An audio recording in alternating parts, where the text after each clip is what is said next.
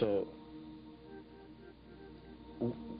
the inference from that conclusion was, whatever steps you take to improve your capability to counter the terrorist threat to the Navy, you have to create an awareness within the Navy's middle and upper management or leadership of the reality of that threat.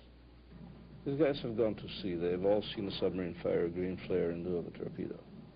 They've seen aircraft go overhead in an air defense exercise. They've never seen a terrorist do his thing. So the lack of reality was unsurprising. Now, this establishes the genesis of the Red Cell and the source of some of its problems. When you're carrying out these type of terrorist training activities, this is not an afternoon tea party we're doing. I mean, the ultimate objective is to save lives. So in some of these cases, certainly it becomes very physical. But there's a point where we can't cross the line, and that's why I always had a lawyer on scene to say, no, you can't do that. That's not right. You're crossing the line. To prove our point that we had these vulnerabilities, we also hired, we had everything videotaped. The entire exercise was videotaped so that when you completed it, you could tell people this is what happened, and they would say, oh, no, it isn't. Nobody got by me. Play the tape. And there it was. I mean, where you think you had security, you didn't have security. And here's why you didn't have security. And this is the corrective action that has to be taken. So I felt it proved to be very effective. There's always a great amount of reluctance, unfortunately, on people, at least at that time, to take an initiative. You got to be willing to take an initiative. You got to be prepared to stand up, take the consequences, right or wrong. Well, unfortunately, we have a lot of vanilla people around. Were enough to kill it, and always, as always, there was one precipitating personality who felt it was not cost-effective. Red Cell was the first dynamic group that went in and challenged everything. All the other services have Inspector General, or they have OSI or NIS, or whatever you call it, that go in and look at static displays, and they look at the fence line, count the lights, check the instructions. It's like it's an administrative inspection, but it's not like putting the players on the ground, on the floor, and running them to see what happens. The Navy has in aviation, they had the Red Flag program, where you had the Soviet-type aircraft, and then the U.S. planes went against them to fight the wars. And the Navy had that for years. Admiral Ace Lyons felt that the Navy was not ready to do terrorism, and so he wanted to put the same kind of thing on the ground for terrorism, particularly around the world.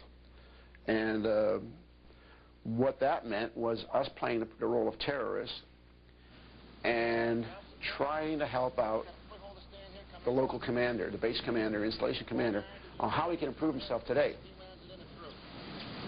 Reinforcement rockets up to Concertina gives you added support. It was not this stuff at 2 to 4 in the morning, the dogs of war. It's just broad daylight when everybody thinks somebody else is watching. And so that was the reason that it got formalized with the commander-in-chief picking the target, VCNO approving the target, the priority of the targets being assigned, and to prove that we did it, and to give the base commander of this is how we did it, was a videotape that says, here's how we came in. And we had some ex-SEAL Team 6 guys that were civilians that were hired by the contractor to actually, so they could physically keep up with us and anticipate the next move is going to be. So the camera, there's the guy. The next sweep is, oh, there's the guy again. Tarzan did his swing. Okay, he's up there. And get that documented so that our rule was, because they played the graphics game with a finished report. It would show here's the installation. It go, went in, came out.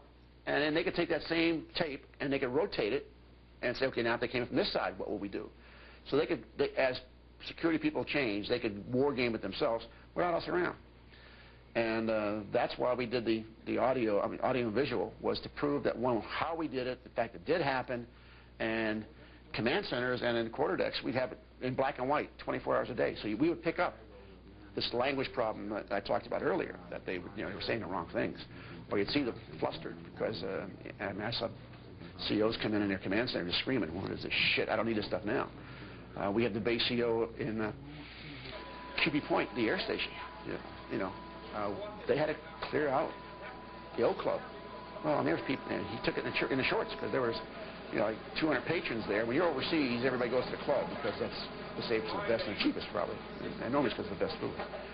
And they got reimbursed for their meals they missed because they were out there for 35 minutes. So the meals got cold, and it ruined the club for the day. And that was showbiz. Well, as a military man, and I had more problems with the admirals and the captains that had been in Vietnam and had gone to escape and evasion schools and had been schooled in what they could say is a POW. And it was hard telling me they were no longer a POW. This was this guy was bad, some bitch was going to do him. And they would stay, name, rate, and service number and stick out. And the hardest problem I had with the admirals is they want to raise their hand and say, I'm in charge here. Norfolk comes to mind. We got him in the gymnasium and had an admiral in the gymnasium, and he jumped up and said, I'm Admiral so-and-so. Well, if I didn't know who he was, then I was through with anybody in the room. But now I had the head man, so we took him we did the hot, cold showers and slapped him around. And, of course, our sailors, our senior officers, don't like profanity. So, an overabundance of fuck yous and teasing him, demoralizing. In fact, one of the vanity, or one of the weak links that American guys have is stripping them and giving them a hard time about their penis, to say how small it is, how inadequate they are. And it's just, they curl up. Females, we never really pushed them too hard. But mostly the easiest way to get a female to snap, and you'd be a good candidate, was playing with their hair. We'd blindfold them and put their head into a sink and run water and snip scissors. And, after the exercise was over, the first thing you would check is, God, is it still there? But they couldn't tell because we would make believe it were. So that would do it. Couples, once we found a liaison between a couple of a boy and girl, we would get to the guy by, one, we'd strip him down and mimic the fact that he had a shortened member, couldn't do anything to protect his lady, and the whole honor system, the manhood system, takes off. So the first part of your question, military guys didn't know how to take being a hostage. They want to go to UCMJ. The next thing is they watched too many John Wayne movies and they wanted to fight. They never stopped to understand the importance of how many people were there. Was there, in fact, between the terrorists, a girl-boy relationship? Who was really in charge? What were the weapons? So no one was collecting. And we did, we tried to force them into, we did the drowning. We're in interrogation, put the towel over their face, and pour water and make them gasp for air, just to bring them around an idea what could happen to them. And the young kids watch too many movies. But those are the big ones. They confuse the UCMJ with the fact that this is not a state of war, and that you have to survive and get out and report. And then to go with the flow to see what's going to happen, because if the guy escapes, somebody's going to pay for it. And that was always a problem. And then our senior people standing up say, I'm in charge here, and then they're easy to abuse.